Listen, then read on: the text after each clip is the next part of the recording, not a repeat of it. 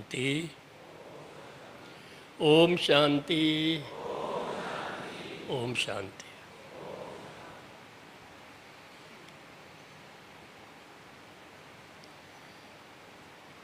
आज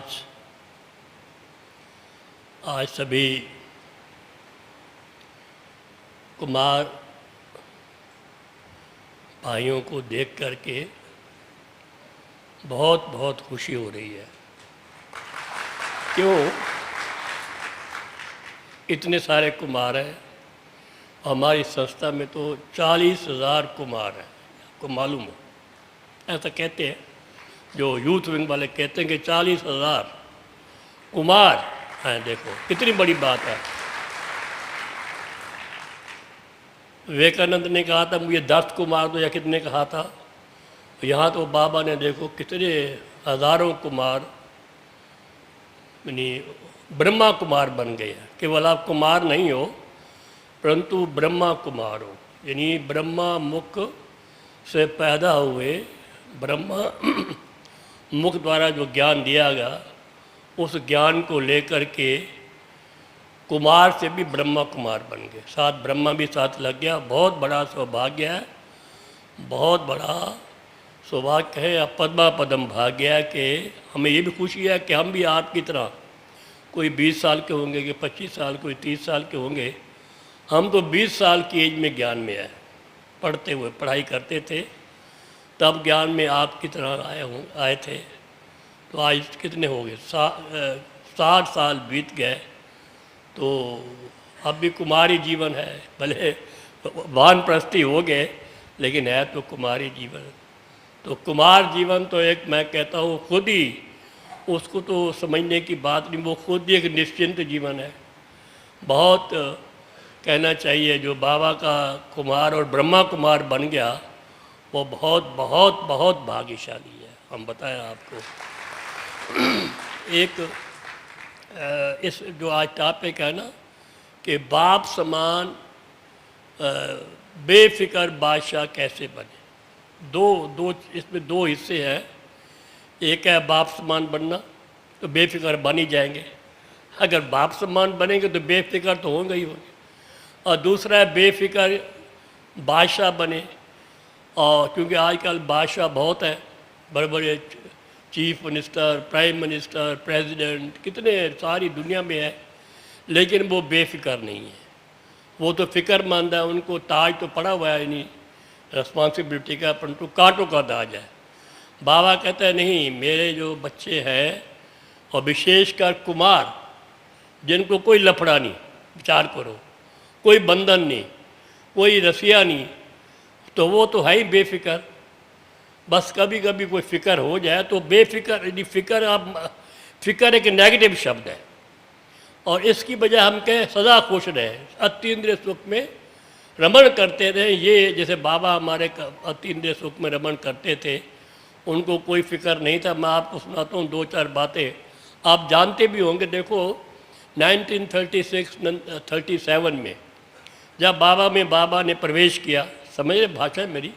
ब्रह्मा बाबा जो पहले दादा लेखराज कहलाते थे, और बहुत अच्छा बिजनेस था, बहुत अपने सिंध के उनको दादा कहते थे, बड़े बड़े बड़े थे। और कलकत्ता का बहुत बड़ा बिजनेस था, बॉम्बे में बिजनेस था बहुत। उस वक्त कितना बड़ा बिजनेस था, अब तो वो तो करोड़ों का होगा, कुछ अरबों का होगा, कुछ इतना बड़ा बिजनेस था। और अपने इलाके के बादशाह ही थे वो, और बहुत दान पुण्य करते थे। तभी भी बड़ी ज़बरदस्त पर्सनालिटी थी। आप देखो उनके फ़ोटो, और ज्ञान काल के भी देखो कितनी पर्सनालिटी थी। लगते हैं कि ये कोई बहुत बड़े घराने के लगते थे। तो वो जब बाबा ने प्रवेश किया, तो क्या किया बाबा ने? हम कहते बाप समान बनेंगे तो बेफिक्र बादशाह बनेंगे। बाबा ने क्या किया? आपको मालूम है, बाबा में जब बाबा आए, शिव बाबा आए और बाबा हम कहते हैं, दोनों मिला के बाबा ही हुआ। तो उसने क्या किया बाबा ने एक मुरली में कहा था, आपने मुरली पढ़ी होगी, जब मुझे विनाश का साक्षात्कार हुआ, जब मुझे वो बहुत डरावना साक्षात्कार था, बहुत ज़बरदस्त था। यानी उस वक्त तो एटम बम नहीं बना था, तब की बात है। बम छूट रहे हैं, विनाश हो रहा है, लोग चिल्ला रहे हैं, बहुत डूब रहे हैं, कोई आग लग रही है, सिविल वार हो रही है, तब है चित्र बना हुआ। उस वक्त ऐसी बातें नहीं थी। तो अब हाँ, फर्स्ट वर्ल्ड वार होके रही थी, परंतु इतना खून खराबा इतना नहीं था जब बाबा को साक्षात्कार हुआ। तो बाबा को जब चीखने की, चिल्लाने की, डूबने की आवाज़ें आईं, तो बाबा ने कहा भाई मैं इसको, जैसे है ना गीता, उसमें गीता में अर्जुन ने कहा मैं सहन नहीं कर सकता तो मुझे मोहिनी रूप दिखाओ। तो बाबा ने फिर उनको वो दिखाया, ऊपर से स्टार आता है और वो कोई प्रिंस बनता है, कोई प्रिंसेस बनता है, ये आपने सब हिस्ट्री में सुना होगा। तो ऐसा था। तो फिर बाबा ने ये जब ये हुआ, अभी कुछ उनको आवाज़ आने लगी, आपको कुछ करना है, नई दुनिया की स्थापना करनी है, ये आवाज़ आई। तो बाबा को थोड़ा ब्रह्मा को पता था क्या होना है क्या नहीं होना, बस विनाश देख लिया। तो शिव बाबा कहता है मैं तो पहले बताता नहीं, अभी भी कहता है विनाश कब होगा, कहता है 1 सेकंड भी पहले नहीं बताऊंगा, अभी भी कहता है, तब भी कहा।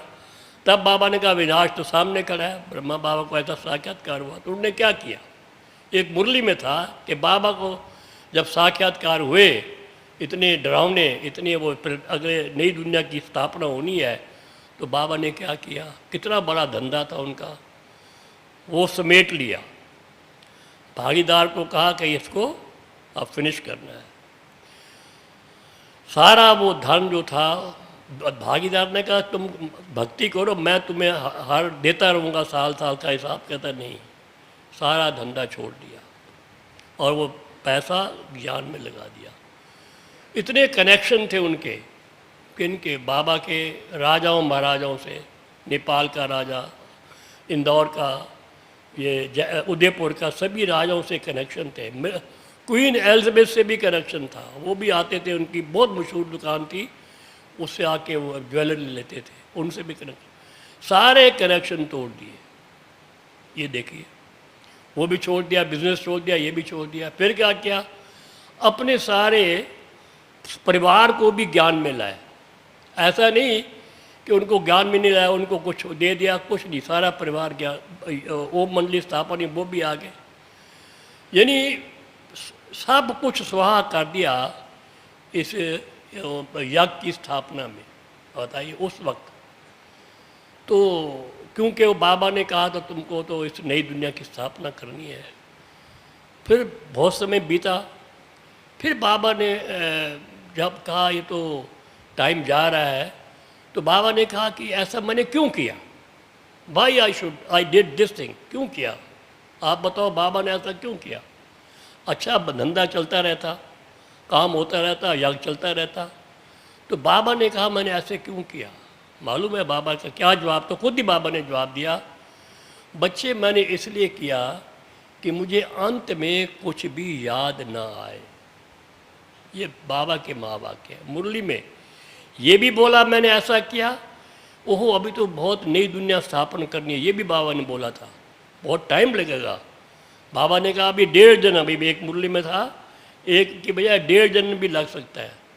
तो बाबा ने कहा मुझे तो नई दुनिया स्थापन करनी है, इसलिए सब कुछ ना, मुझे अंत में कुछ भी याद ना आए एक सिवाय शिव बाबा के, इसलिए मैंने सब कुछ स्वाहा कर दिया।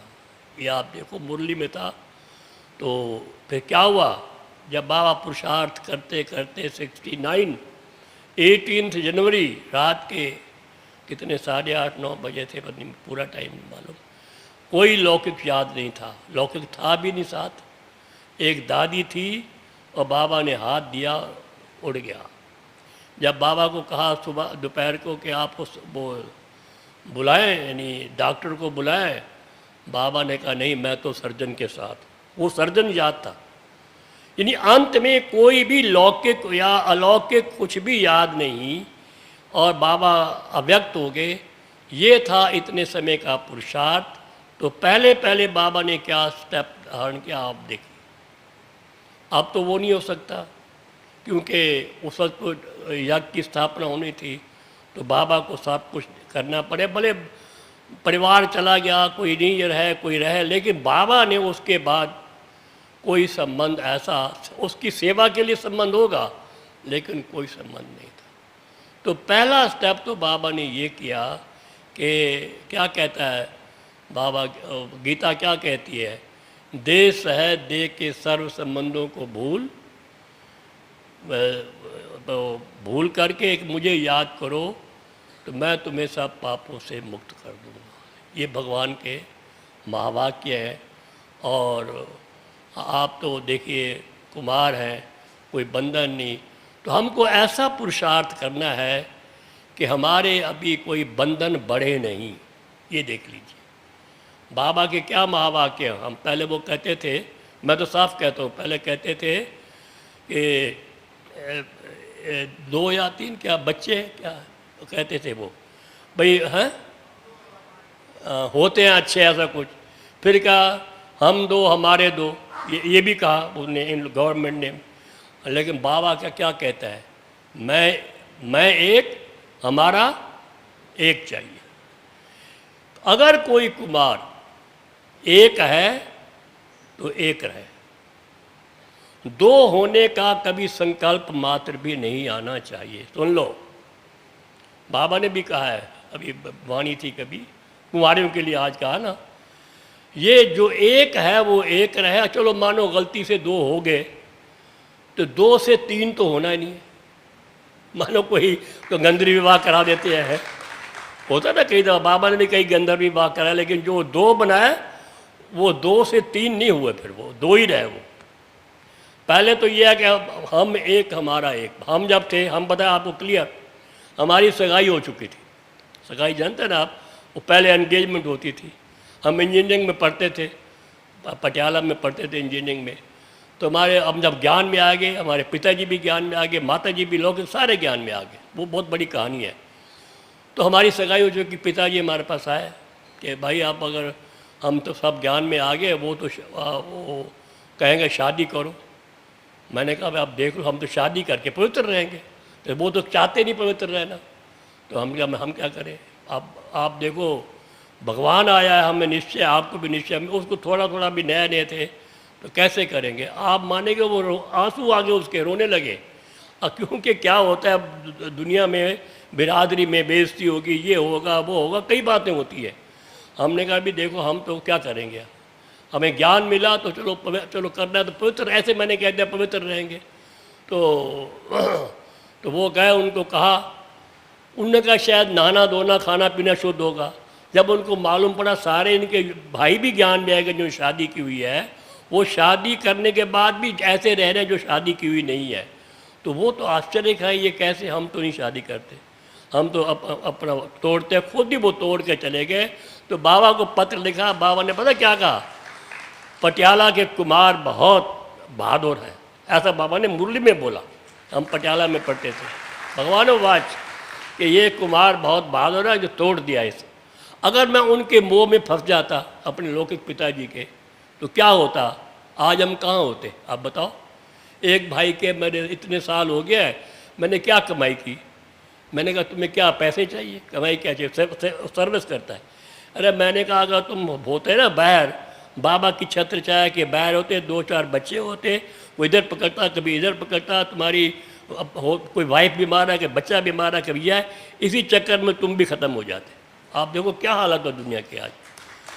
कोई शादी करता, वाइफ बीमार, उनको जाओ संभालो, फिर बच्चा हुआ तो बच्चा बीमार। बहुत हमने देखे हैं ऐसे जो ज्ञान में पहले चलते थे, सच में कह रहा हूँ। इतनी परीक्षाएं, इतने उनको झंझट, इतने लपड़े, मैं कहता हूँ हाथ जोड़ते हैं बाप। तो भाग तुमने पैसे तो कमा लिए होंगे, लेकिन तुम्हारा हाल क्या आप देखो तो कितने तुम्हें कितने फिक्रात है। ये मैं खुद देखे, हमारे दोस्त जो पहले कहते थे बाबा मामा से मिलाया, ये किया वो किया। अच्छा अब हम पहले पढ़ाई पूरी कर लें फिर ज्ञान में चलेंगे, फिर कहा चलो नौकरी लग गया फिर ज्ञान में चलेंगे, फिर कहा चलो शादी का लिए गए जन्नत में। बताओ मुझे क्या हुआ बताओ। तो देखिए मैं कहता हूँ ये आप लोग, हम लोग इतने खुश नसीब है, बात मत पूछिए। अरे कोई रस्सी नहीं, कोई लपड़ा नहीं, कुछ नहीं, इंडिपेंडेंट आप वैसे ही होंगे। मैं समझता कोई भले कोई सर्विस करते होंगे, कोई काम करते होंगे, धंधा करते होंगे, कोई सेंटर में भी रहने वाले होंगे, लेकिन आपको कोई डर तो नहीं है। बाकी तो कहते हो कुमारियों को तो फिर भी वो हम उनके गार्ड बनते हैं आप लोग, गार्ड, वो गाइड है, लेकिन गार्ड तो आप लोग हम भाई होते हैं ना वो। इसीलिए बहुत बहुत कुमार जीवन बहुत निडर है, बहुत बड़ा भाग्यशाली है। और ब्रह्मा कुमार, कुमार के आगे है पहले है ब्रह्मा, ब्रह्मा कुमार बनना एक बहुत बहुत सौभाग्य का विषय है। तो आप वो हैं, हम आपको बहुत बहुत उसकी बधाई देते हैं। सुना भाई? अच्छा, आप देखिए, जब बाबा समर्पण हो गए तो कितनी परीक्षा आई। हम तो वो तो हिस्ट्री सुनी हमने, क्योंकि 20 साल बाबा पहले हमारे थे, बीत चुके थे। लोग जिनको पहले दादा कहते थे, लोग उनको गाली देते थे। एक हमारे मैगजीन में आर्टिकल आया था, आपको मालूम हो, देखना, पढ़ा होगा। एक कच्छ भुज की तरफ एक है कोई बड़ा शहर, नाम मुझे याद नहीं आ रहा, वहाँ का एक भाई यहाँ आया था और उसने आर्टिकल लिख के दिया। भाई क्या है आर्टिकल? उसमें कहा, मैं चाहता हूँ मेरे हाथ दोनों काट दो। ये मैंने कहा क्यों काट दें? कहता, मैं सब सिंध में था, मैं सिंध में बाबा के मकान पर ईंटें मारता था। बताइए, लोगों ने पिक्टिंग की, ये उसने खुद कहा, अपनी वो आर्टिकल पढ़ना, उसमें लिखा हुआ है, उसका नाम मुझे याद नहीं है, सिंधी है। कहता मैं चाहता हूँ, मैंने बड़ा पाप किया, मेरे हाथ कटवा दो। मैं कहा हम कैसे काटेंगे? चलो, जो पाप किया आप पुण्य करो तो वो पाप खत्म हो जाएगा। अब तुम ज्ञान दो, लोगों को सुनाओ कि क्या क्या परीक्षा बाबा पर आई। इस प्रकार की परीक्षा आई तो बाबा लोगों ने इतना बोला, 300-400 कन्याएं माताएं सब इकट्ठी एक जगह, वो हो गया, यज्ञ बन गया। और बाबा हमारा, शिव बाबा तो साथ था ही, वो बात है, लेकिन फेस किसे करना पड़ा? ब्रह्मा बाबा को फेस करना पड़ा। सारे गवर्नमेंट भी खिलाफ, उसके बाद वो कौन खिलाफ? वो भाई बंद की, वो भी खिलाफ, परिवार भी खिलाफ, मीडिया वाले भी खिलाफ, सब खिलाफ हो गए। साधु सन्यासी भी खिलाफ, साधु वासवानी भी खिलाफ। अब बताइए, दुनिया खिलाफ, बाबा अकेला। कहते हैं बाबा, उस दादा लेखराज से कहते हैं, तुम ये एक नियम ख़त्म कर दो। कौन सा नियम? पवित्रता का। तो फिर हमारा ज्ञान तो आपका बड़ा अच्छा है। बाबा ने कहा नहीं, मैं थोड़ा कर रहा हूँ, कराने वाला ऊपर वाला, मैं थोड़ा हूँ। बाबा को कोई फिक्र नहीं, बेफिक्र बादशाह थे बिल्कुल। तब भी चेहरे पर शिकन नहीं। हम बताएं आपको, आप फोटो देखो तब की भी, हमारे पास बड़ी वो है, तो देखिए बेफिक्र बादशाह, कोई चिंता नहीं। क्या उसने समझा? ये मैं नहीं कर रहा हूँ, करने वाला वो है, कराने वाला वो है। मैं तो बीच में कहता बाट वेंदे बामण फतेह, एक वो सिंधी में कहते हैं, मुझे तो बाबा ने इसमें वो चला दिया और मेरा शरीर तन ले लिया उधार, मैं थोड़ा कर रहा हूँ, करने वाला तो वो है। वो चले गए, वो बहुत झगड़े हुए। आप बात मत पूछो, दादियों से पूछो, कितने घसीट के ले गए, ये किया वो किया, कोई आग लगाने के लिए भी आया, ऐसे भी थे लोग। तो देखो फिर भी बाबा जो अपनी बाबा शिव बाबा तो साथ था ही, सारे यज्ञ को करते करते कराची में आए, वहाँ भी बहुत झगड़े हुए। उसके बाद सारा अपोजिशन था, कोई साथ नहीं था, लेकिन बाबा ने फेस किया। सहन नहीं करेंगे, फेस करके मम्मा बाबा दोनों थे।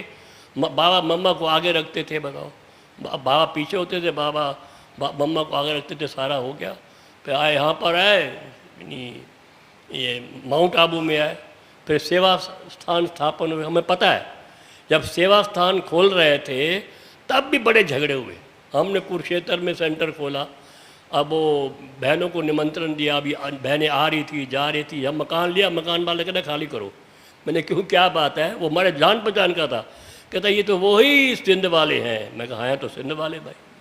आप बताइए, वो सिंध वाले वही वाइट कपड़े ये पड़े, ब्रह्मा कुमारी तो आती तो भाई। मैंने क्यों खाली? कहता ये तो बड़ा झंझट हंगामा होगा, आप खाली करो। फिर हमें और खाली करना पड़ा, और मकान लेने पड़े। आज से 60 साल पहले मकान किराए पर नहीं मिलते थे ब्रह्मा कुमारियों को, बताओ। और तब बाबा क्या कहते थे? हम आते थे मधुबन में, हम पहले मधुबन में आए, कितना वो, अभी उस वक्त कोई नहीं था कुछ, ना ये हाल था हिस्ट्रियाल, ना इधर मकान थे उधर मकान थे, सारा एक वो टीन का छप्पर वाले में एक बीच में क्लास होती थी, 15, 20, 30 बैठते थे, बस 30 होंगे मैक्सिमम। उस वक्त बाबा मम्मा आते थे, मुरली चलाते थे। मूल्य आप सुनते हो, क्या मूल्य चलती थी कि बच्चे ऐसा समय आएगा लाइन लगेगी, आता है ना मुरली में। उस वक्त कहा जब आप मुरली रिवाइज हो रही है, लाइन लगने वाली है, सब गीत गाने वाले भी आएंगे, पॉलिटिशियंस भी आएंगे, साधु सन्यासी भी आएंगे, ये होगा, ये होगा, और बड़े बड़े हाल होंगे। हम उस वक्त सोचते थे ये हम बैठे तो हम थोड़े से हैं, इनके रहने की जगह भी नहीं है, बैग किराए पर लेना पड़ता है, तो ये होगा कैसे? भले भगवान वाच है तो हमें निश्चित होता, बाबा कौन बोल रहा है? भगवान बोल रहा है। लेकिन अभी आप देखो सब हुआ कि नहीं हुआ, आप बताओ, सब हो रहा है देखो। तो इस मैं कहता हूँ, मैं जब ये बात सोचता हूँ मुझे बड़ी खुशी होती है कि जो बाबा ने कहा वो सारा हुआ, एक भी चीज़ रही नहीं। बड़े बड़े पॉलिटिशियंस, बड़े बड़े वो विद्वान आचार्य पंडित सब आए कॉन्फ्रेंस में आते हैं, उसमें आते, मीडिया वाले सारे हैं जो खिलाफ थे। तो देखो कितनी बड़ी बात है ये, इससे बड़ी खुशी होती है कि जो अब फिर बाबा कहता है ये होगा, क्या कहता है बाबा, तो वो भी होना है। देख लो, बाबा ने कहा बच्चे जो कुछ तुम सब देखते हो अभी वो फिर दिखेगा नहीं। कहा है ना बाबा ने, ये मुरली में आया कि नहीं, याद है कि जो इन आंखों से देखोगे वो दिखेगा नहीं, और जो नहीं देखते हो वो दिखेगा ना। बोलो हाँ, देखिए। तो ये होना है कि जो बाबा ने कहा वो हुआ, और जो बाबा अब बाबा कह रहे हैं जो मुरली में आ रहा है तो होगा ज़रूर। इसलिए निश्चय बुद्धि विजयंती, निश्चय करके बैठो, ये मत को विनाश कब होगा। अरे भाई तुम तैयार हो विनाश के लिए? बताओ, दिल पे हाथ रखो, कल विनाश हो जाए आप तैयार हैं? क्योंकि नहीं, थोड़ा बाबा और टाइम दे दो, यही कहते हैं सब। हम भी कहते नहीं भाई बाबा भी रुको, अभी और टाइम दे दो। विनाश कैसे होगा? बाबा ने इतनी धारणा दी, वो कहाँ है धारणा हमारी? अभी धारणा तो बनी बहुत कम है। जो बाबा कहते हैं वो धारणा अभी है ही नहीं। जब तक आप तैयार नहीं होगे तो विनाश कैसे होगा, बाबा ये कहते हैं। और बाबा कहते हैं मैं बताऊंगा भी नहीं, विनाश तो सामने हो रहा है बहुत दिन से, कि एक दिन में विनाश थोड़ा होता है। सारी दुनिया, और कौन सा, ये कोई युग नहीं बदल रहा, कल्प बदल रहा है। पहले था सतयुग से त्रेता, त्रेता से द्वापर, द्वापर से कलयुग, तो कल्प था, वो था, युग बदला। अब तो सारे कल्प के बदल, सारी दुनिया को नया बनाना है। उसमें कुछ तो टाइम लगना है कि नहीं लगना? एक जन्म 1.5 जन्म बाबा आप कह दिया है, तो 1.5 जन्म तो लगेगा ना फिर वो। तो अभी तो आपका पहला जन्म है, अभी तो अभी आया है। हमारा तो 1 जन्म पूरा होने वाला, अगले क्या पता अब फिर दोबारा जन्म लेना पड़े, कुछ कह नहीं सकते। तो वो टाइम तो चाहिए, सारी विश्व को परिवर्तन करना है, एक एक का संस्कार परिवर्तन चाहिए, तभी तो नया संसार आएगा। तो ये देखिए कि बाबा यहाँ पर भी जब सर्विस चालू हुई बहुत विघन है, हापुड़ का विघन हुआ। मुझे याद है एक दफ़ा बहुत झगड़ा हापुड़ में हुआ था, आपको शायद मालूम नहीं, बहुत हिस्ट्री है उसकी, पढ़ो आपने। बहुत लोगों ने तंग किया, पिकेटिंग की, ये किया वो किया, नारे लगाए, बहुत आरएस मायू ने बहुत कुछ किया। मैं एक तो हिस्ट्री मुझे सामने हुई, बाबा दिल्ली में आए हुए थे, वहाँ एक मेजर की कोठी में बाबा आए थे, एक मेजर था टेंट में। तो हम कमला नगर में भाई जगदीश जी के साथ रहते थे। हमारी बस जाती थी भर के बाबा से, जब बहुत दूर था दिल्ली कैंट में, मुरली सुन के सुबह सुबह आते थे। तो एक माता हमारे कमला नगर में बड़ी बंधेरी थी, पवित्रता का झगड़ा था और कुछ झगड़ा नहीं था। तो वो भी एक उसका पति बैठ गया उसके अंदर बस, मैं तो भी जाऊँगा बाबा से मिलने, देखूंगा क्या उसको बोलूँगा, बड़ा वो जोश से करने लगा। अब बस चले कैसे भाई, तुम जाके बाबा को डिस्टर्ब करोगे, नहीं कुछ बोलोगे तो हमारी बेइज्जती है सेंटर वालों की। फिर भी चल पड़ा, वो चला गया। तो वो बाबा बैठा था पहले पीछे, तो बाबा आए मुरली चलाने के लिए, वो धीरे धीरे आगे बढ़ने लगा। हम वो जगदीश भाई सोचे पता नहीं ये क्या करने वाला है, बिल्कुल नज़दीक आके बैठ गया। और बाबा की मुरली चल रही थी बड़ी ज़बरदस्त, बहुत फोर्स से, पवित्रता पर चलती है वो। बाबा जिसको देखता ठोक देता खूब अच्छी तरह से। तो वो सच कहता हूँ, अगर देखिए ये बाबा को वाइब्रेशन आया भी ये ऐसा है तो ऐसा ठोकेगा, बात मत पूछिए। तो वो जो बंदर है, बाबा साहब कहते थे, अभी तो अब अक्षरशः निकाल देते होंगे, जो भिखारी हैं वो बंदर हैं, ये है। बाबा सब बोलते थे, भगवान है ना वो तो बच्चों को कुछ भी बोल सकता है। तो वो देखा, वो जो आगे जाए आता है जगदीश भाई जी की वो लेक्चर में, और वो सेंटर वाले कहीं ऐसा ना हो, लेकिन बाबा की मुरली समाप्त हुई, वो बेचारा बड़े आंसू बहा रहा था। कहता आप लोगों ने मेरे से अन्याय किया है, ऐसे बाबा से मुझे मिलने के लिए भी मना कर रहे हो आप। इतना ऊंचा बाबा, इतना वंडरफुल इनकी पर्सनैलिटी, इतने उनके महावाक्य, आज तक मुझे आपने आने के लिए मना किया कि तुम मत तो झगड़ा ना करना कभी, मुझे आप बहुत ख़राब आदमी हो, ऐसे बोलने लगा। हमने कहा आपको देख के आप ख़राब है तभी मना किया, हमारे भाई जी ने कहा। चलो उसके बाद वो ठीक हो गया, ज्ञान में चल पड़ा, वो भी है, क्या शरीर छोड़ गया कुछ है मैं पता नहीं, इस प्रकार से ऐसे बाबा पर बहुत परीक्षा है, परीक्षा मैंने फेस करना पड़ा, लेकिन बाबा को देखते ही सब बदल जाते थे। ऐसे मम्मा की बात भी है। एक दफ़ा अमृतसर में मम्मा थी वहाँ पर, तो वहाँ पर अमृतसर में बहुत झगड़े होते हैं पवित्रता के, बहुत झगड़े शुरू से हुए। एक बुरा वो निकल के आया, 5, 10, 20, 50 आदमी आए, हम अब मम्मा को देखते हैं इनकी हेड आई हुई है, एक दो चार ऊपर चढ़ गए। मम्मा बैठी थी योग में, बोला नहीं, वो जाके बैठ के वो बोल ही नहीं सके कुछ, वो धीरे से वो वापस आ गए। जब वो लोग कहे तुम्हें भी जादू लग गया क्या ब्रह्मा कुमारियों का, वो लोग ये कि इनको भी जादू लग गया जा करके। कहता हम ऐसी पर्सनैलिटी इतनी योगिन से सामने क्या उल्टा सुल्टा बोल ही नहीं सकते थे, इतनी मम्मा बाबा की पर्सनैलिटी थी। हम जब फर्स्ट टाइम मिले, अरे शाइनिंग फेस, 80 साल की उम्र थी बाबा की, शाइनिंग फेस, टावरिंग, 6 फुट तो होंगे बाबा, पर्सनैलिटी थी, आंखों में चमक थी ज़बरदस्त, जिसको देखे ध्यान में चले जाते थे।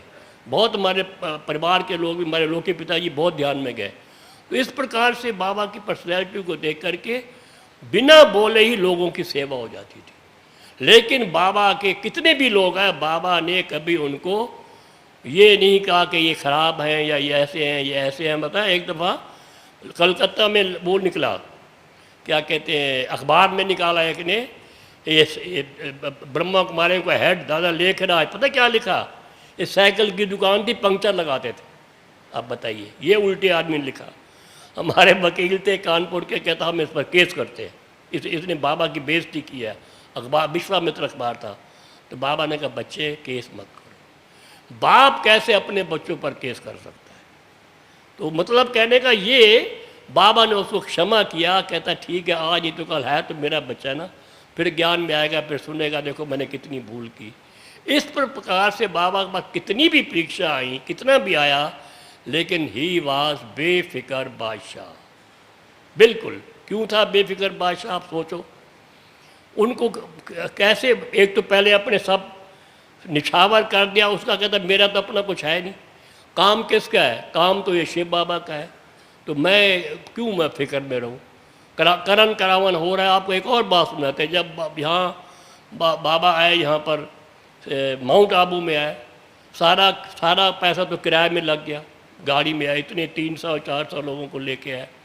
तो क्या हुआ, ऐसा दिन भी आया, अभी सेवा शुरू नहीं हुई थी, ऐसा दिन भी आया जब भोली दादी थी, जो हमारी भंडारी, जो खाना खुना बनाती थी, वो कहती बाबा आज दोपहर का तो शाम का तो खाना बनेगा ही नहीं, इतने पैसे ही नहीं है। आप बताओ, एक बाप आदि देव आदम great great great great father, वो कहता है मैं बच्चों को कैसे खिलाऊं? कितनी बड़ी परीक्षा, आप बताओ, है कि नहीं परीक्षा ये? लेकिन बाबा ने क्या बोला, बच्ची सब हो जाएगा ठीक, चिंता मत करो। आप मानेंगे, वो 12 बजे पैसे वो मनी ऑर्डर आया करते थे, कितने बहुत बड़ा मनी ऑर्डर भेज दिया, और उस पैसे से ही सारा खाना पीना चला। अब बताइए, बाबा के मस्तक पर या फेस पर कोई ये शिक्र नहीं है कि हम बच्चे मेरे भूखे हैं, कि पहले बच्चे खाएंगे फिर मैं खाऊंगा। कितनी बड़ी है उसकी बाबा में निश्चय, फेथ, और ड्रामा में निश्चय कितना ज़बरदस्त था। तो अगर हम भी बाप समान बनना चाहते हैं तो वो क्यों था ऐसे? बाबा सदा अपने जो ज्ञान है ना, उसमें ही मस्त रहते थे, ज्ञान सुनाने में और बाबा से, जो शिव बाबा से सुनने में, उसमें से बड़े मस्त रहते थे। देखो आपको दिखाते हैं ना, वो विष्णु को दिखाते हैं, वो शैया पर दिखाते हैं ना, शैया पर वो लेटा हुआ, लक्ष्मी उसको पाँव दबा रही, दिखाते हैं ऐसे, और वो मुस्कुरा दिए। भाई क्यों आप, वो लक्ष्मी पूछती है आप क्यों मुस्कुरा दिए, कि मेरी कुछ सेवा में कमी है? उसने कहा नहीं, मैं क्या कर रहा हूँ, गीता ज्ञान को सिमरन करते हुए मुझे खुशी हो रही है, ऐसा वो दृष्टांत आता है। तो बाबा भी हर वक्त, हम जब भी देखते थे ड्रामा को, बाबा को, हर बात में शिव बाबा कराने वाला है, हर मैं नहा भी रहा है तो बाबा नहा रहा है, खाना खा रहा हूँ बाबा खिला रहा है, हर वक्त शिव बाबा शिव बाबा शिव बाबा बाबा याद था। और हर वक्त में ड्रामा, जो ड्रामा होगा सब ठीक होगा, ये याद था। ज्ञान के अंदर जैसे विष्णु को दिखाते हैं, वो विष्णु की जगह ये ब्रह्मा बाबा ही है, वो जो कि सदा ज्ञान की स्मरण में रहते थे और खुशी रहते। कभी उनको, मैं कहता हूँ, बेफिक्र की बजाय क्या करो कि हम अतीन्द्रिय सुख में कैसे रहे। बाबा जैसे वो तो थे ही बेफिक्र, हम बजाय फिक्र से फारिग की बजाय हम अतीन्द्रिय सुख में कैसे रहे, ब्लिस में कैसे रहे। बाबा वाज ऑलवेज इन ब्लिस, सदा आनंद मौज में रहते थे बाबा। कुछ भी हो जाए, आप देखो हमारी मम्मा थी, मम्मा उसका वो हुआ, उन्होंने अव्यक्त हो गए। आप बताइए, एक बाप ने इतना उस पर जिम्मेदारी थी, सारा उनको पाला पोसा बड़ा किया, इतना लायक बनाया। आप देखो, और वो चली जाए तो बाप को कुछ फिक्र तो होता है कि नहीं होता। लेकिन बाबा को कोई, हमने खुद देखा, बाबा के बच्चे योग में बैठो, योग में बैठो, बाप मम्मा वापस आएगी, किसी को आंसू बहाने नहीं दिए। ऐसा लगता था भाई जो ड्रामे में हो रहा है सब ठीक हो रहा है, ये भी ठीक हो रहा है। तो ये देखिए, तब भी बाबा को कोई फिक्र नहीं, बेफिक्र बादशाह। जब योग कराने बैठते थे संदल पर सीधे बैठते थे, हमारी तरह नहीं सोफे पर बैठते थे, सीधे बैठते थे इरेक्ट हो करके। उनके जो पाँव थे ना, जैसे कभी कभी हिलाते थे मौज में, जैसे वो पाँव हिलता था, ऐसा हम उनको देखते थे। तो क्या करना आपको, हमको बाप समान हमको अति इंद्रिय सुख की मौज मस्ती में रहना है, ये पुरुषार्थ करना है। अब देखिए क्या पुरुषार्थ करें। पहले तो ये है कि ये सोचो जैसे बाबा ने किया, ये मेरा नहीं, किसका है ये। जो भी आप कार्य करते हैं, जहाँ भी रहते हैं, क्या समझेंगे, क्या है वो, किसका है, बोलो, बाबा का है। चाहे बिजनेस करते हैं, चाहे नौकरी करते हैं, कुछ भी करते हैं, ये मन में होना चाहिए, ये मैं नहीं, मुझे बाबा करने के लिए कह रहा है, ये बाबा का है, सब कुछ मेरा बाबा का है। तो फिर कोई लॉस होगा या बहुत फ़ायदा होगा, ना आती गमी ना आती खुशी में वो आंसू आ जाए, वो भी नहीं। तो ये फ़ायदा रहे कि ये मेरा नहीं, ये बाबा का है। पहली बात तो ये होनी चाहिए। बाप समान बनने के लिए ये है।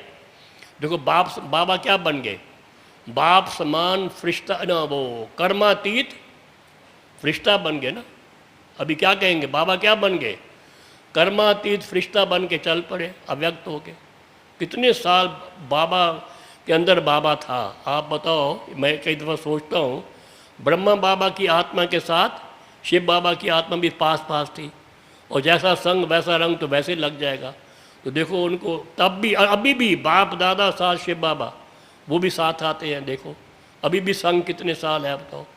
तो वो तो एक न्यारी बात है कि बाबा को तो इतना साल बाबा का, शिव बाबा का संग मिला, वो तो है एक बहुत बड़ी बात। हम चलो शिव बाबा जैसे नहीं बन सकते, ब्रह्मा बाप समान तो बने। कैसे बनेंगे ब्रह्मा बाप समान? पहली स्टेज क्या है बाप समान बनने की? कर्मातीत फरिश्ता बनने की पहली स्टेज क्या है, बताओ? क्या है पहली स्टेज? है पहली स्टेज है विकर्माजीत, समझे? अब हम ब्राह्मणों से, ब्रह्मा कुमारों से कोई भी वो नहीं होना चाहिए, विकर्म होना नहीं चाहिए। पाप कर्म से दूर, बिल्कुल ये स्टेज है, पाप कर्म से दूर। वो तो होगी, है सभी की ना ये स्टेज। जिनकी है हाथ खड़ा करें, थोड़े है, देखो नहीं, ये तो बहुत छोटी स्टेज है, ये तो बिगिनिंग है। अब कोई हमारे से पाप कर्म ना हो, नो। फर्स्ट ये बड़ी मोटी मोटी स्टेज है। ब्रह्मा बाबा की तो बात समान और आए तो बहुत एलिमेंट्री नज़दीक पहली स्टेज है। अब हमारे से कोई पाप कर्म यानी विकर्मा जीत बन जाए तब तो बाप समान बनेंगे। दूसरी स्टेज क्या है? चलो विकर्म तो नहीं करते, दूसरी स्टेज क्या है? विकल्पा जीत। सुना? कोई विकल्प नहीं, नॉट एट ऑल। ब्राह्मणों के मन बुद्धि में कोई विकल्प नहीं आना चाहिए। सुन लो, खुशी तब होती है जब कुछ जमा किया हुआ हो। कब होती है खुशी? अगर हमने, थर्ड स्टेज क्या है? व्यर्थ अतीत, व्यर्थ भी ना हो। फोर्थ स्टेज है साधारण अतीत, हमारे संकल्प साधारण भी ना हो, ऐसा होना चाहिए। नो साधारणता, जैसे आम जनता चलती है हम भी वैसे चल रहे हैं, ऐसा नहीं, साधारण अतीत होना चाहिए। हर कर्म, बाबा जो हमारे ब्रह्मा बाबा का हर कदम, हर कर्म, हर वाचा और हर संकल्प विशेष होता था, साधारण नहीं था। अगर बाबा खड़ा है किसी बहुत बड़े झुंड में, कहेंगे ये हेड है। मम्मा खड़ी है तो कहेंगे ये बहुत बड़ी इनकी हेड है। उनकी पर्सनैलिटी, उनकी बातचीत से भी, उनके हाव भाव से ऐसा मालूम होता था। तो सब चीज़ उनकी विशेष थी। कर्म, कदम, कर्म और वाचा और संकल्प सब विशेष था। तो हमें क्या करना है, हमारा भी हर कदम, हर कर्म, हर वाचा और हर संकल्प विशेष चाहिए, पॉजिटिव चाहिए, नेगेटिव नहीं चाहिए, यानी विकल्प नहीं चाहिए, व्यर्थ भी नहीं चाहिए। ऐसा पुरुषार्थ करना है। अगर आप चाहते हैं कि हम बेफिक्र बाशर बाप समान बन जाएं, तो पहले तो ये मोटी मोटी बात को ख़त्म करो कि विक्रम नहीं होना चाहिए। आज के बाद कोई विक्रम नहीं। विक्रम आप जानते हैं क्या है? जिस कर्म में बॉडी कॉन्शियसनेस हो। What is sin and what is virtue? पहले हम कहते थे what is sin? Any action which is full of body consciousness, that is विक्रम है, वो पाप है। और जो कर्म जिसमें सोल कॉन्शियसनेस प्रवेश है वो पुण्य है। पाप और पुण्य की ये परिभाषा है। तो आप देखो जो आप काम कर रहे हैं, क्या इसमें बॉडी कॉन्शियसनेस तो नहीं है, देह अभिमान तो नहीं है, मैं तो नहीं है, मैंपन आई है, तो वो पुण्य कर्म नहीं है। तो क्या करेंगे, आज से सोल कॉन्शियसनेस में टिक करके हर कर्म करने की कोशिश करेंगे। ठीक है? हाँ जी, ठीक है, हाँ जी, ठीक है। तो ये काम करना है कि हमारा हर कर्म सोल कॉन्शियसनेस में हो, बॉडी कॉन्शियस में नहीं हो। ना किसी को अपनी बॉडी को देखना है, ना किसी की बॉडी को देखना है। दृष्टि वृत्ति हमारी ठीक होनी चाहिए। वो तब ठीक होगी पहले जब स्मृति ठीक होगी। अगर हमारी स्मृति, और स्मृति कैसे बनती है? संकल्प से। अगर हमारा संकल्प ठीक है तो स्मृति भी ठीक है, स्मृति ठीक है तो हमारी दृष्टि वृत्ति स्थिति सब ठीक हो जाएगा और हमारी सृष्टि भी नई आ जाएगी। अगर पहले तो चाहिए स्मृति ठीक, स्मृति से पहले संकल्प ठीक चाहिए। तो सारा पुरुषार्थ क्या है कि हम जो व्यर्थ को समाप्त करें, व्यर्थ और साधारण को समाप्त करने के लिए हमारा क्या होना चाहिए? हर संकल्प क्या हो? वो समर्थ हो, वो पॉजिटिव हो, नेगेटिव ना हो, व्यर्थ भी ना हो। व्यर्थ क्या, नेगेटिव तो आप जानते हो, विकल्प, बुरे संकल्प, वो तो क्या करते हैं मालूम आपको? पॉजिटिव संकल्प से पावर और प्योरिटी आती है। सुन लो, कौन से पॉजिटिव बाबा ने संकल्प दिए? बड़े सिंपल हैं, कोई ज़्यादा झंझट में जाने की बात नहीं, बड़ा लंबा चौड़ा करने की बात नहीं। कौन से पॉजिटिव संकल्प है? मैं कौन? दादी जानकी जी कहती है, मैं आत्मा हूँ, शुद्ध हूँ, शांत हूँ, शीतल हूँ, श्रेष्ठ हूँ, शक्तिशाली हूँ, लाइट हूँ, माइट हूँ। गुण 8 गुण है, ज्ञान स्वरूप हूँ, पवित्र स्वरूप हूँ, शांत स्वरूप हूँ, प्रेम स्वरूप हूँ, सुख स्वरूप हूँ, आनंद स्वरूप हूँ, शक्ति स्वरूप हूँ और खुश नसीब आत्मा हूँ। ये पॉजिटिव संकल्प है। अगर आप इन पॉजिटिव संकल्पों को में बुद्धि को लगाए रखेंगे, मन को लगाए रखेंगे, तो आप में क्या होगी? आत्मा रूपी बैटरी चार्ज होगी। सुन लो, पॉजिटिव संकल्पों से आत्मा रूपी बैटरी चार्ज होती है, शुद्ध संकल्पों से। और व्यर्थ संकल्पों से क्या होता है? टाइम वेस्ट होता है। यह है व्यर्थ संकल्प। और वो नेगेटिव संकल्प से क्या होता है? बैटरी डिस्चार्ज होती है। सुन लो, तो क्या करना हमने? ये पुरुषार्थ करना है, ये अभ्यास करना है कि हमारा हर संकल्प क्या हो? पॉजिटिव हो। चलते फिरते, खाते पीते, उठते बैठे, ये इस इन संकल्पों को बार बार लाना है। अव्यक्त बाप दादा ने कहा था कि क्या करो, रिवाइज करो, रिवाइज करो, रिवाइज करो। क्या रिवाइज करो? इन शुद्ध संकल्पों को रिवाइज करो। रिवाइज करेंगे तो क्या होगा? बोलो, बाबा की मुरली का पॉइंट है, क्या होगा? रियलाइज होगा। जब तक आपने एक दफ़ा कह दिया मैं आत्मा हूँ, झुटके खाते रहे, कुछ नहीं होगा। जब तक आप मनन चिंतन नहीं करेंगे, अमृत वेले विशेषकर तीन बिंदियाँ नहीं लगाएंगे।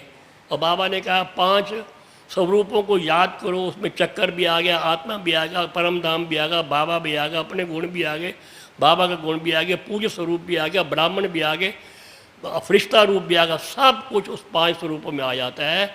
बाबा ने कहा कम से कम दिन में 8 बार तो रिवाइज करो। हम करते हैं कि नहीं करते? करते हैं 8 बार। बोलो, कौन करता है? गुड, 2 3 4 5 बस, बाकी नहीं करते। फिर आप कहते हैं बाबा ने होमवर्क दिया तो विनाश कैसे होगा? जब आप होमवर्क ही हमने बाबा का दिया हुआ करते तो विनाश कैसे होगा? आप बताइए। जब आप होमवर्क करें, कंप्लीट बने, बाबा की बातों को मानो, तभी तो विनाश हो। तो कृपया करके ये जो बाबा कहते हैं रिवाइज करो अगेन एंड अगेन, और संकल्पों को हटाओ। What is yoga?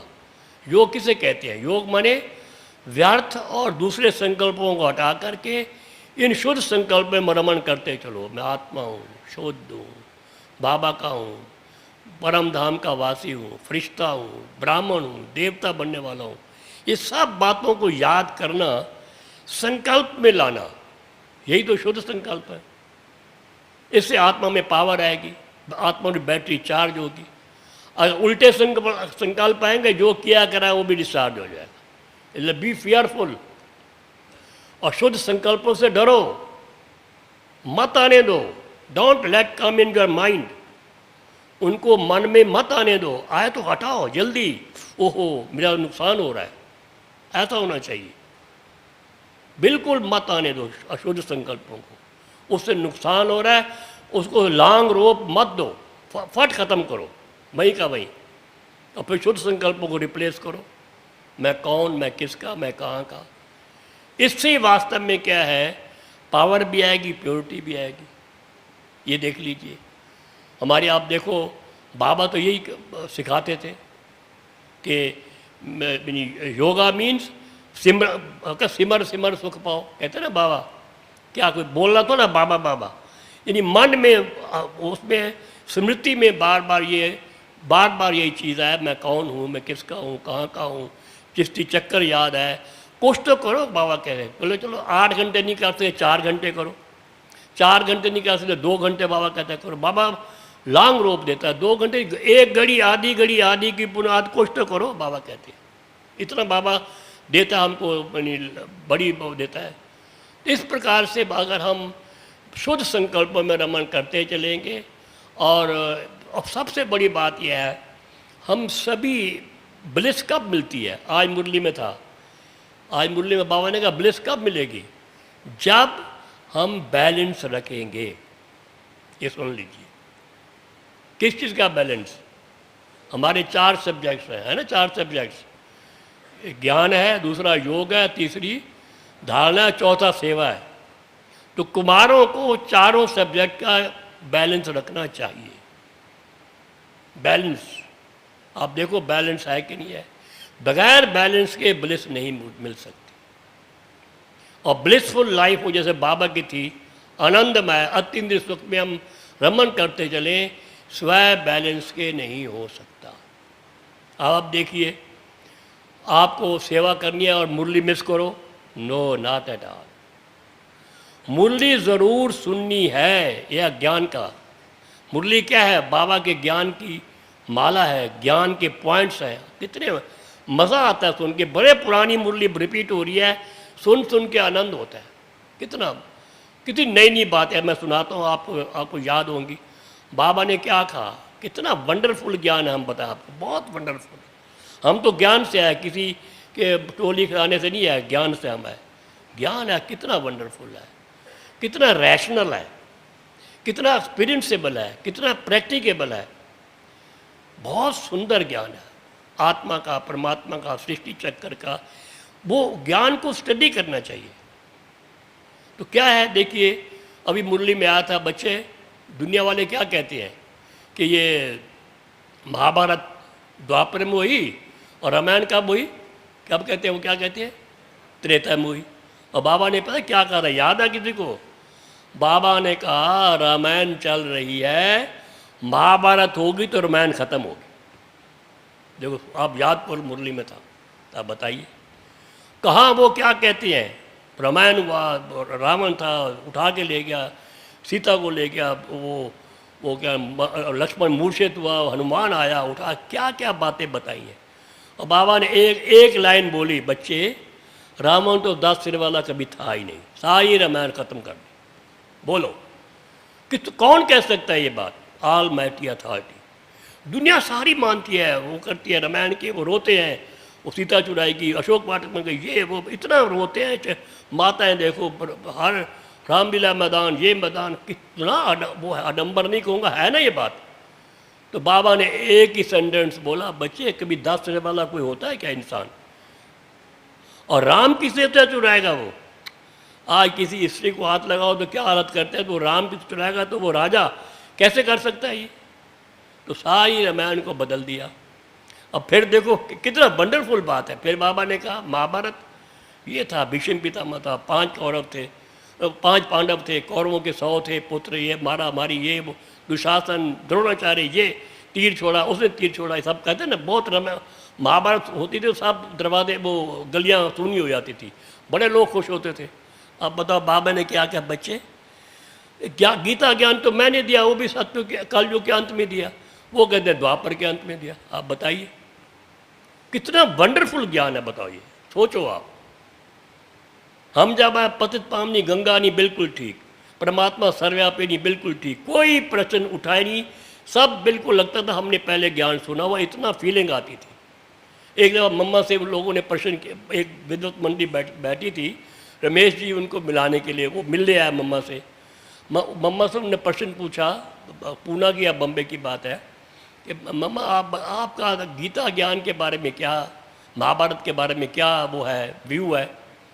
उन्होंने कहा मैं आपसे एक प्रश्न पूछती हूँ, 18 दिन भगवान ने गीता सुनाई, ठीक है ना, 18 दिन सुनाई ना, अच्छा, उसके बाद वो युद्ध हुआ ज़बरदस्त, सब मर गए, कौरव सारे ख़त्म हो गए, यादव भी अपने पेट मुसल से निकाल कर ख़त्म हो गए, और क्या वो पांडव थे बचे 5, वो हिमालय में गल मरे।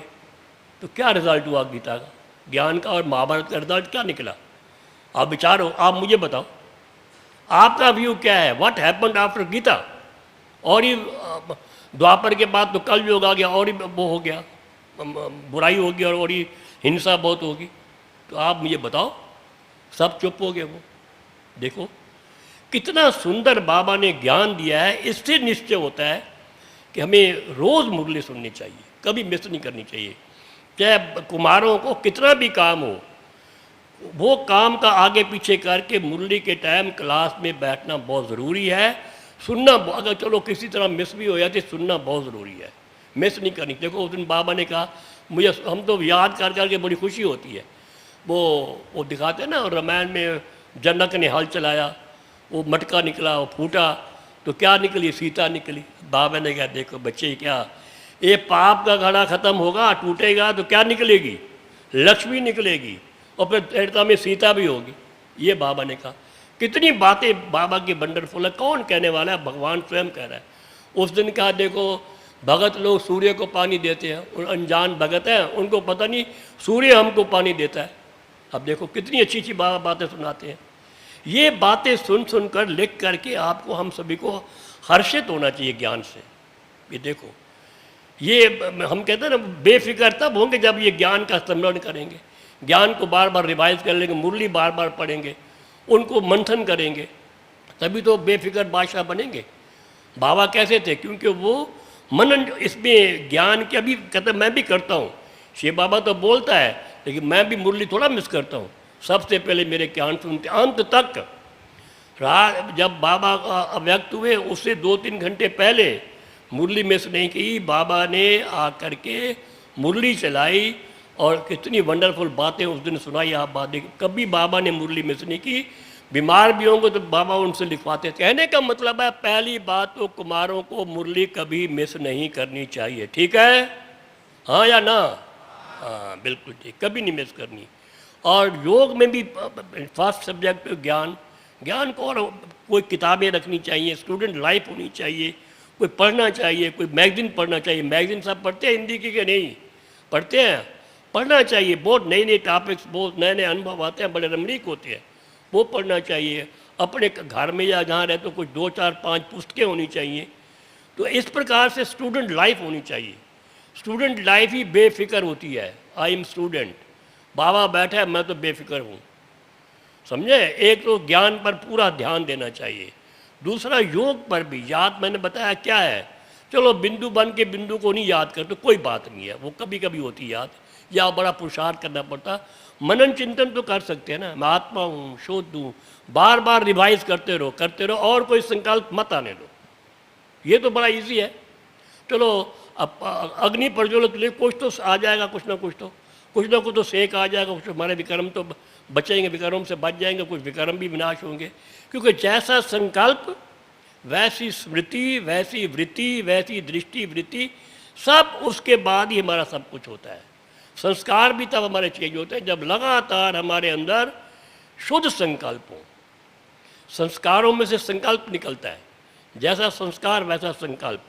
अगर हम संकल्पों को बदल दें, श्रेष्ठ कर दें, तो हमारे संस्कार भी श्रेष्ठ हो जाएंगे और नए संसार में हम आ जाएंगे। इसीलिए आप बार बार जो है इसको रिवाइज करते हो। बड़ा इजी मेथड है, बहुत मुश्किल नहीं है।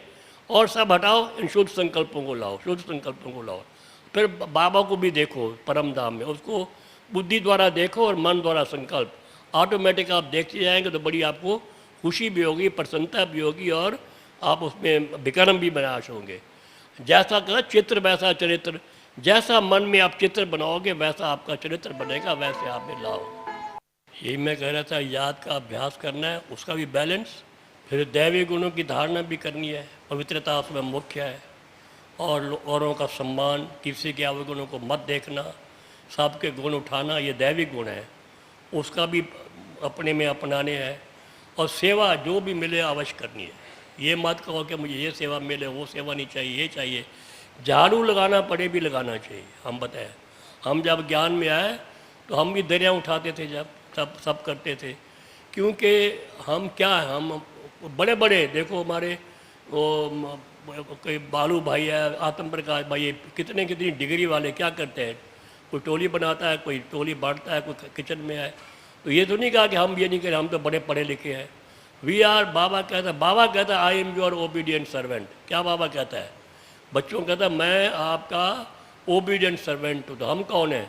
ये मत कहो कि बहन जी मैं कोई नौकर हूँ। हाँ आप हैं, आप तो, हम तो बाबा कहता हम तो सबके गार्डली सर्वेंट हैं। तो जो भी सेवा मिले उस सेवा में सदा हाँ जी करते रहेंगे। औरों का रिगार्ड देना, बड़ों का रिगार्ड करना। बातें बहुत हैं लेकिन टाइम कम हो गया है, बहन जी आ गए। तो रिगार्ड देते रहो, रिगार्ड चलते रहो, किसी का अपमान मत करो, सबको रिगार्ड दो। जो आपसे बड़ा आयु में उसको भी रिगार्ड दो, जो ज्ञान में बड़ा उसको भी रिगार्ड दो, जो जिसने आपको ज्ञान दिया उसको तो हाँ कहो जी आप मेरे जीवन दिया, उसको भी रिगार्ड दो। सभी का सम्मान करो, किसी का अपमान ना करो। और इससे क्या दैवी गुण धारण हो जाएंगे, ज्ञान में प्रवीण हो जाओगे, सेवा भी करोगे, योग भी लगाओगे, तो अति इंद्रिय सुख में अवश्य रमण करोगे। तो फिर फिक्र आने की बात नहीं है। मेन है अति इंद्रिय सुख की में झूमते रहें, झूलते रहें, तो फिक्र तो आएगा नहीं, बेफिक्र बन ही जाएंगे। जैसे बाबा था, हम बच्चे भी फॉलो करें तो बाप समान बनेंगे और बेफिक्र बादशाह बन जाएंगे। ओम शांति, ओम शांति।